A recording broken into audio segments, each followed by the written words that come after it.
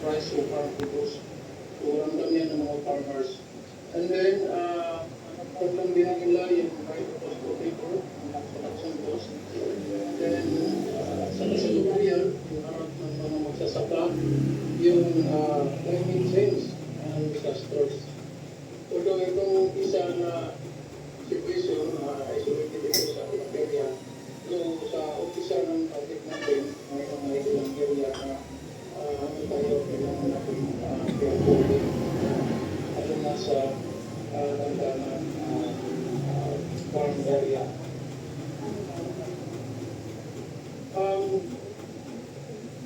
Kasama dito yung challenges ng mga farmers at challenges din yung IRDL at mag-implement ng proyekto natin. Yung project na IRDL, mamaya, i-present yung project ito na present sa resiliency project. So, one of the challenges, itong low response to pure farming technology. So, may mga farmers din na kahit binibigyan natin ng mga training, hindi pa rin masyadong naka-adapt. Kaya hindi lang training, hindi kailangan natin mapakitaan ng mga model. So, kaya natin nagawa natin ng mga benchmarking. Low productivity in terms of land area maximization. So, kahit may mga farmers na mga area hindi naman maximize, so in terms of production and income, medyo maliit pa rin. Then, limited knowledge on optimization. Halimbawa na lang doon sa coconut na pwede pa naman abutin ng more than 100 nuts per year yung isang puno. So, yung mga farmers hindi masyadong doon sa team doon sa usapin ng production. Hanggat na-realize nila through our trainings, through our interventions na mayroong mga paraan para ma-develop yung production ng mga magsasaka.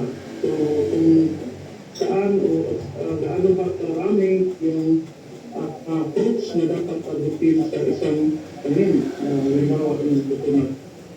Then, new year, due to inadequate application of technology. So, may ilang farmers din na mababa din yung yield due to hindi masyadong tama yung practical. Although, may mga observations na habang tumatagal,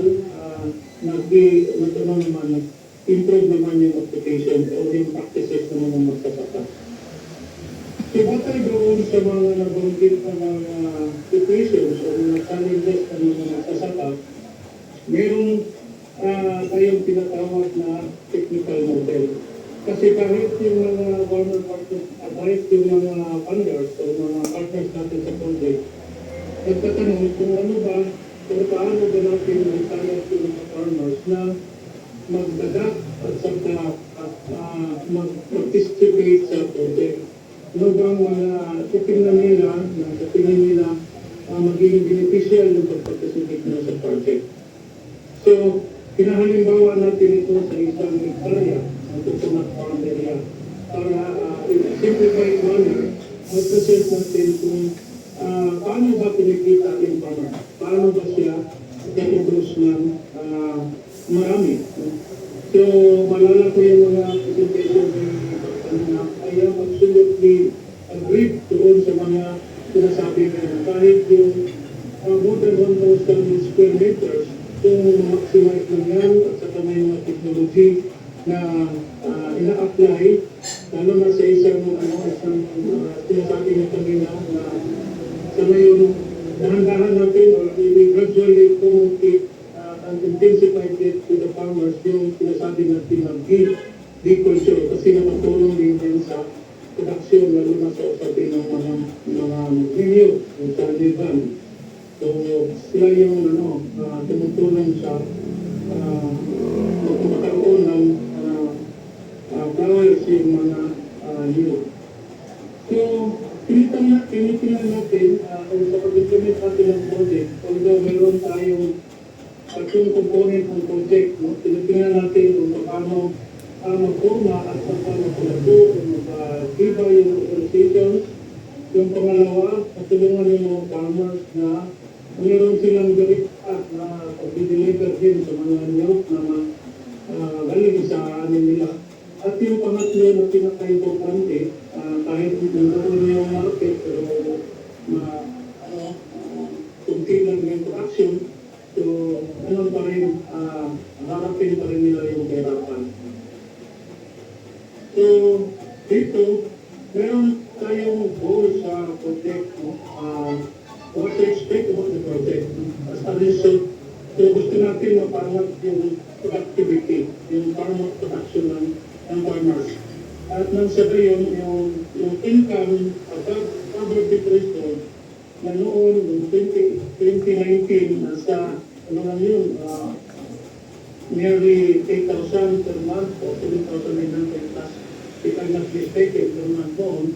So ngayon, kailangan na rin tayo na maglampas pa sa 10,000 per month bawat pamilya na kumikita.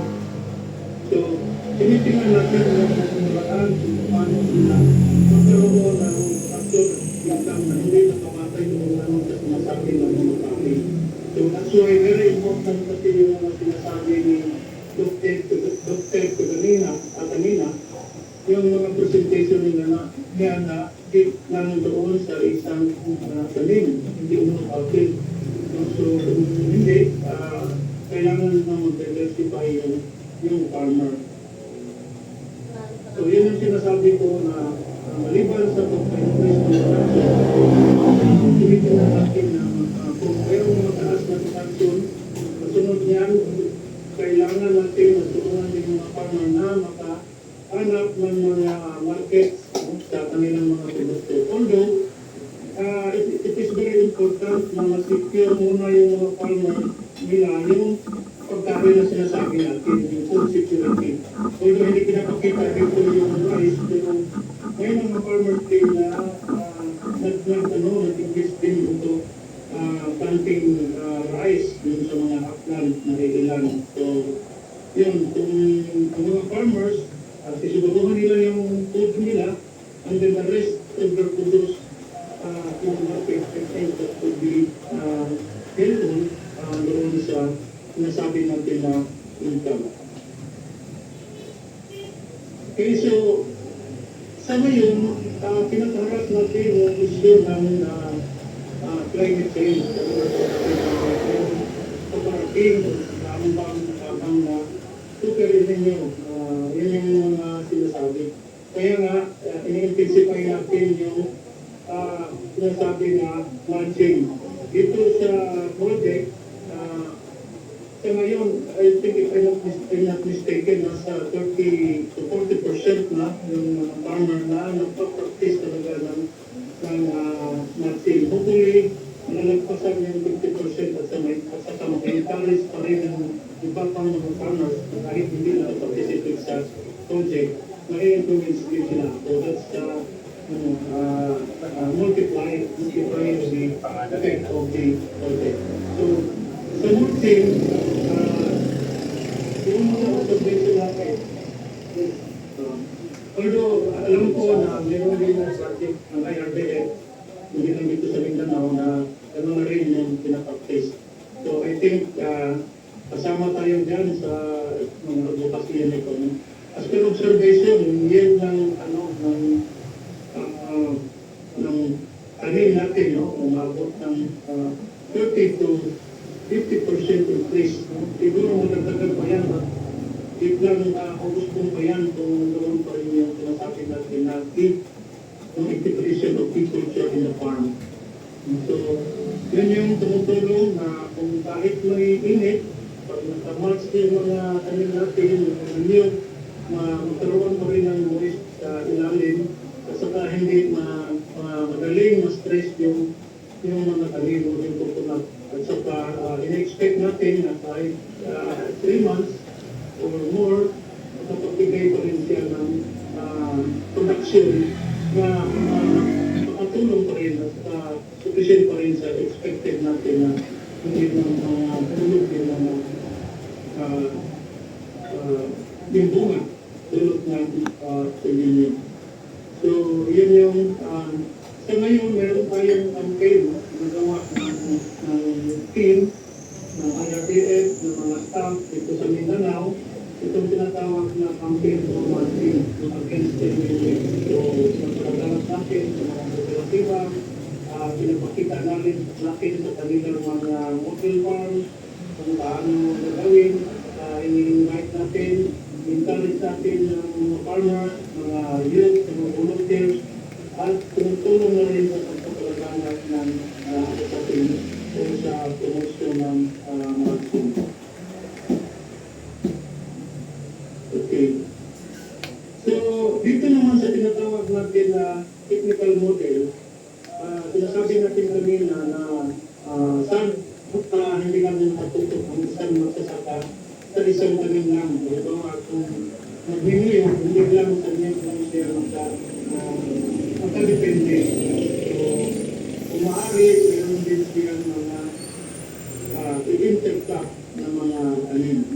So, although sa practice, para mas tumaas pa yung production, nandiyan na yung mulching, pero hinihintay pa rin natin na nagkaroon siya ng tagdag na tanim. So, based on our contained documentation, so kung sa niyog lang ang katayan natin, at sa ngayon, based on the records na mga 18 months to 3 per year, na noon sa pagpumpita namin sa project ng mga farmers na hanggang 8 plus lang na not 3 ang nila production. So, with those farmers that really participating, adapting the good agricultural practices, the practices can help improve the production of their crops or their nuts. Tumabot na sa mahigit 80 nuts per tree. So mayroon din iba na umabot na ng 90 plus. So hopefully, kayanin nila yung optimum yield ng niyog. Batay ngayon sa mga pag-aaral, kaya naman naabutin na more than 100 nuts per tree per year. So ito, conservative lang na pag-record, umabot. Kung ito lang ang batayan, so ngayon na presyohan, so halimbawa, dito ito inanon na natin para mas madaling pintahin.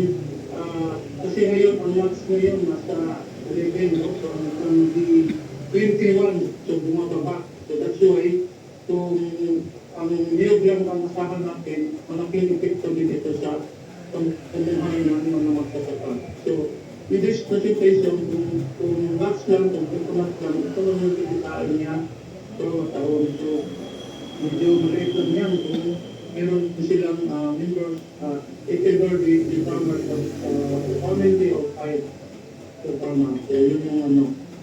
So, yun ang pulang competition. So, kung magagdagan yan, meron siyang in-interpret na banana na bangkay sa model natin, kaya naman makapagtanim sa isang area ng 200 years. So, ano pa yan, nagbibigay ng parang isang hills, so magtakbo, so pasunod-sunod yan na magbigay ng production.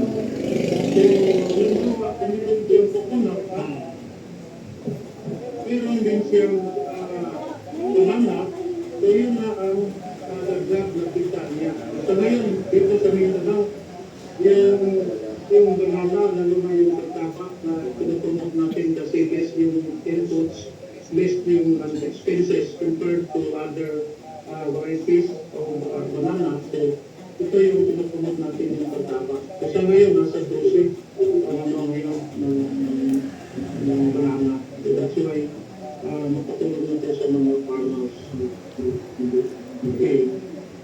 So, mayroon siyang coconut, mayroong banana, mayroong cacao. So, lalo magaganda pa yung kasuhan niya ng mga farmers. Imagine, yung cacao, kahit ngayon, ito mababa, siguro dahil na yan sa sinasabi natin market volatility, yung halos lahat ng mga crops na ano yan, maapektuhan yan kung mayroong kasi hindi natin kontrolado yung sa national level o sa world market, mga na usapin na market ng mga crops natin.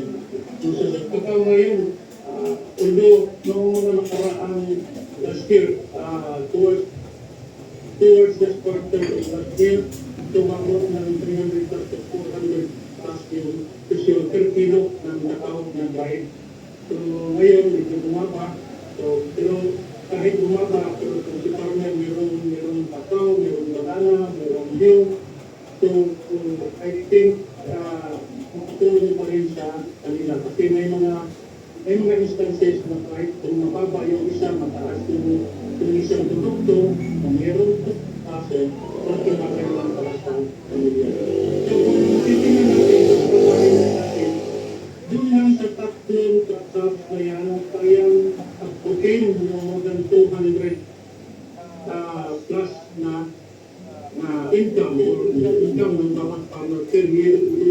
So, titingnan natin. So, lalo pa kung yung farmer mas matyaga pa siya na i-educate niya doon sa ilalim ng mga area, mga space na pwede mo taniman ng root crops. Halimbawa, yung ubi na sa ngayon, wala rin, ICB na rin para sa mga magsasaka. So, I hope, I guess, malaking dagdag sa income ng farmer nito. So, sa ngayon, yung topic, mayroong pagsisikap na abutin yung sinasabi natin na basic income. Medyo mataas siya, pero sa tingin namin, patay doon sa pag-aaral, yung mga farmers na meron siya ng 2 hectares, kung kukunak, pwede na abutin. Pero kung hindi 2 hectares yung pag-aari ng farmer, is 1 hectare, so kailangan talaga niya mag-diversify, including yung kahit yung pag-irrigate ng livestock, yung fishery, kung may mga area siya na mayroong sapat na tubig para sa aquaculture, kahit yung mga tinatap niya, yung food security sigurado na. So, kung may mga manok, kailangan pang poultry, pang backyard, so I think sigurado na yung food ng pamilya. So yung iba, yung excess ng pang-produce niya, okay, donate na yan sa market. Okay, pupunta. So, yun yung model. Although, sinasabi natin na circular economy, ang encouragement natin sa farmers, halimbawa ninyo, hindi lang sa pagbibenta, hanggat maaari, kailangan niya ma-process at saka maibenta niya kahit galing muna sa kanyang community. Kung lahat naman ito na produkto, pag marunong yung mga farmers, yung cooperative, yung process, I think kaya nilang kaitugin kung ano yung makita ng bawat magsasaka doon sa isang community. Nagdagdag doon yung sa coconut, no? Yung sabi natin na ang coconut ay tree of life. Kahit yung mga sinasabi natin na walang silbi, noon pa na sinasabi na wala na ano na lang nila, tinatako na lang nila yung mga has. Ngayon, very important at patulong talaga doon sa production ng farming. So, kailangan lang talaga nagkag-information ng farmer at sa talaga. So, ganun muna, I think kung may mga tanong, pwede ko naman sagutin at doon sa experience. So, this presentation is made in a simplified manner, not so much in terms of scientific. So, doon na lang din ako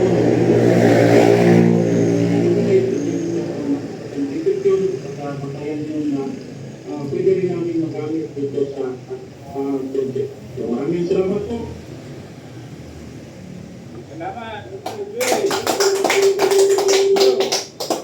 Okay, maraming salamat.